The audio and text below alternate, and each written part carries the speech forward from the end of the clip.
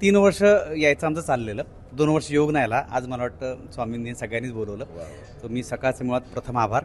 आणि दुसरी गोष्ट, आज ज्या पद्धतीने आम्हाला हा सगळं आपण म्हणतो ना, आपण एक भरलेलं ताट असतं, तसं हे भरलेलं ताट आहे अध्यात्माचं. तर ते अध्यात्म आम्ही पिऊन घेतलंय. आता तुम्ही जेरवणं घरी जाऊन पण छान वाटलं.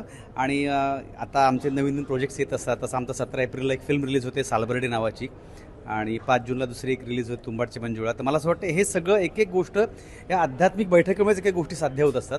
कारण शेवटी आपण एखादी गोष्ट नवीन क्रिएट करतो, तर क्रिएटिव्हिटीसाठी आपल्याला कुठे ते आध्यात्मिक बैठक फार गरजेची असते. आणि या सगळ्या गोष्टींमुळेच ते मिळत असते. शक्ती आपल्याला, एक भक्ती मिळत असते आणि एकाग्रता मिळत असते. तर पुन्हा एकदा सकाळचे मनापासून आभार. आणि असंच व्यासपीठ प्रत्येकाला मिळत राहो आणि त्यानिमित्ताने अशी भेट घडत राहो ही इच्छा. कमलाकर दादा आपल्याकडे येतोय, आपलाही अनुभव जाणून घ्यायला आवडेल. खूपच छान वाटतंय. खरं तर एवढं पॉझिटिव्ह वाटतंय ना, की आपण असं म्हणतो की सगळे आपले सोहळे किंवा सण जे असतात ते माणसे एकत्र करण्याचं असतात.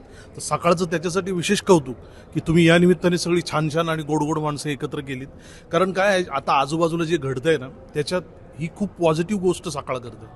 आणि कसं आहे, वेगवेगळ्या मंदिरांमध्ये जाण्यापेक्षा सगळे देव आपल्याला एकाच छताखाली मिळत आहेत. तर ही खूप कौतुकास्पद गोष्ट. आणि 3रं वर्ष आहे माझ्या मते. आणखीन हे सतत असंच सुरू राहील, कारण ही अशी पॉझिटिव्ह एनर्जी सहसा कुठे मिळणं अशक्य आहे. आता आजूबाजूला जे काही घडतंय, तर ही जी पॉझिटिव्ह एनर्जी सकाळ देते त्याबद्दल त्यांचे विशेष कौतुक.